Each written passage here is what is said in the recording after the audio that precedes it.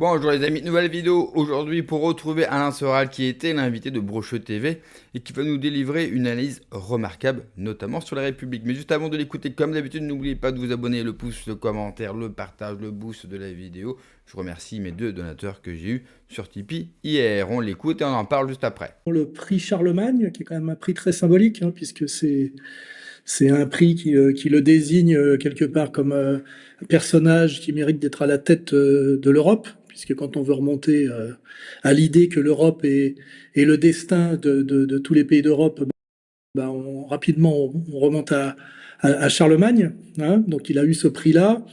Et puis on se rappelle de ses échanges avec Epstein, où il lui demandait comment il pourrait devenir le maître du monde. Donc il y a quand même cette mégalomanie euh, pratiquement psychiatrique, hein, psychopathique. Donc, et puis effectivement, l'idée que la guerre est quelque chose qui peut arrêter un processus électoral. Et on a l'exemple immédiatement qui nous vient à l'esprit de Zelensky, qui se retrouve toujours à la tête de l'Ukraine, alors que normalement il n'est plus le président légitime. Donc il y a quand même cette idée d'un côté qu'on n'a plus vraiment de candidats crédibles en France, c'est-à-dire que euh, aucun candidat qui se présente, à mon avis, ne représente quelque chose comme du temps où il y avait des personnages comme Mitterrand ou Chirac qui avaient encore un long parcours, qui avaient la légitimité du parcours, on va dire, hein, puisque Macron a intronisé, a été le premier à se faire élire président parce que le président sortant ne se représentait pas, alors que aussi ce candidat n'avait aucun parti, aucun parcours politique. Enfin, on a changé radicalement la donne de la Ve République avec Macron. Et puis aussi, on est sorti d'une tradition qui était la tradition bipartite, c'est-à-dire gauche-droite, avec un centre qui avait toujours été résiduel et qui faisait parfois le jeu entre les deux tours en donnant ces deux, trois points à l'un ou à l'autre, hein. C'était ce qu'on appelait le mystère des voix centristes. Et depuis Macron, on a un pouvoir central et centriste qui fonctionne en étant ultra minoritaire, en se maintenant entre deux partis très opposés, mais qui sont dans l'impuissance politique, qui sont le RN, qui est censé être le parti souverainiste, bien qu'il l'est sur le plan de son électorat, mais très très peu sur le plan de son programme, puisque ce sont des européistes sionistes. Et puis de l'autre côté, on a le, le, le LFI, qui est le parti, on va dire, des nouveaux Français, hein, c'est contre les anciens Français, et qui aussi est réduit à l'impuissance totale, à part sur le plan local. D'ailleurs, ces deux partis aujourd'hui se partagent la France sur le plan local. On le voit avec les dernières municipales. Et on a donc un pouvoir central et centriste qui se maintient en étant ultra minoritaire, avec un bilan catastrophique, des élections présidentielles qui sont encore censées s'inscrire encore dans la Ve République, mais dont on a déjà l'impression qu'on est sorti, avec justement ce pouvoir central et centriste qui n'était pas du tout dans la tradition de la Ve. On avait toujours un représentant très marqué à gauche, un représentant très marqué à droite, avec en plus cette idée depuis quelque temps de ce qu'on appelait l'alternance gauche-droite, puisqu'on se rappelle qu'elle a été rompue, cette alternance gauche-droite, avec la disqualification étrange de Fillon, qui était celui qui était appelé, en fait, a été élu président, et qui a été sorti sur une histoire grotesque d'enveloppe, alors que cette histoire d'enveloppe était, comment dirais-je, le rituel classique de tous les élus. On pouvait trouver pléthore d'élus à qui on pouvait reprocher la même chose. Donc on est sorti, en fait, d'une certaine manière, de la Ve République, et là, on en sort encore plus, puisqu'effectivement, la date des élections n'est pas annoncée, puisqu'on a quand même Macron qui est à la tête d'une coalition guerrière qui nous dit que nous devons nous, c'est-à-dire l'Union européenne, doit se préparer à la guerre contre la Russie, avec toujours cette idée qui est prise aux Israéliens, l'idée de la guerre préventive, hein. On attaque parce qu'on se sent menacé d'être attaqué, ce qui est assez pratique, ce qui est une définition assez politique de la paranoïa. Et donc tout ça nous dit que nous sommes rentrés dans une période de fait post-Ve République, avec une élection qui arrive et qui, non, en fait, n'a pas de consistance, puisque Édouard Philippe, les gens ont pratiquement oublié qu'il avait été Premier ministre, hein. On a beaucoup de mal à se souvenir de son passage.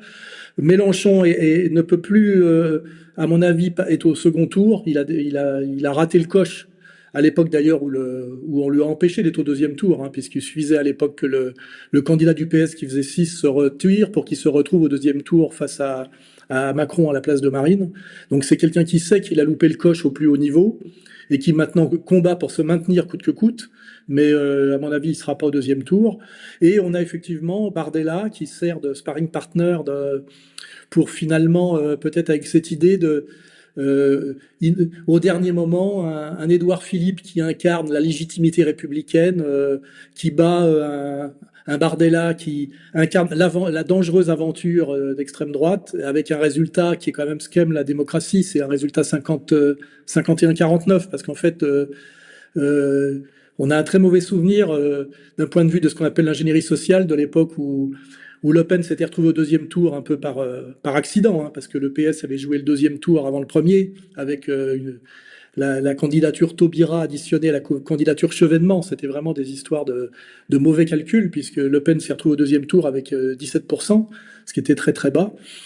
Et donc on est dans une période post-5e République qui dit pas son nom, et qui attend le prétexte pour en sortir, et ce prétexte le plus évident serait une situation de guerre, d'autant plus qu'on voit que les provocations contre la Russie se multiplient en ce moment et qu'on ne sait même pas comment Poutine fait pour ne pas se fâcher. On a l'impression qu'il se cramponne à son idée de ne pas tomber dans le piège de la guerre totale, mais personnellement, je ne vois pas comment il peut y échapper encore très longtemps, tellement les provocations se multiplient contre la Russie en ce moment, avec l'implication de pays de l'Union européenne qui immédiatement nous mettraient dans une situation de guerre compte tenu des accords et des alliances, quoi.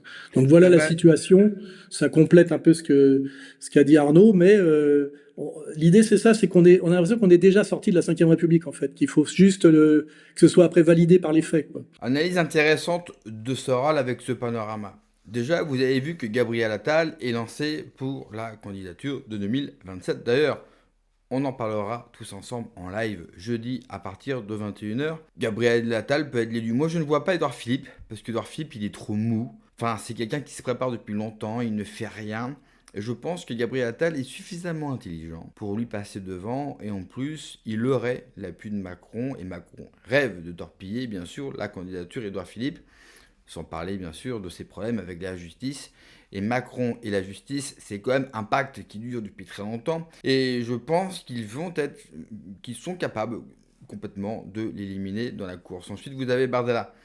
Le problème avec Bardella, et avec une victoire du RN, imaginons Bardella gagne. Je dis ça parce que Marine Le Pen, à ce que vous l'entendez, pas du tout. Silence radio de Marine Le Pen. Comme si qu'elle avait déjà accepté la victoire de Jordan Bardella. Normalement, on devrait voir une femme combative et surtout une femme qui prend l'espace. Quand vous avez un concurrent sérieux qui n'attend que ça, surtout que je vous rappelle que l'ambiance ORN est morose, bon, quelque part c'est une tradition ORN, mais vous avez clairement deux clans qui sont prêts à s'affronter avec les couteaux entre les dents, elle devrait prendre l'espace. Ça reste quand même son parti. Alors de moins en moins, il faut être très honnête, Bardella...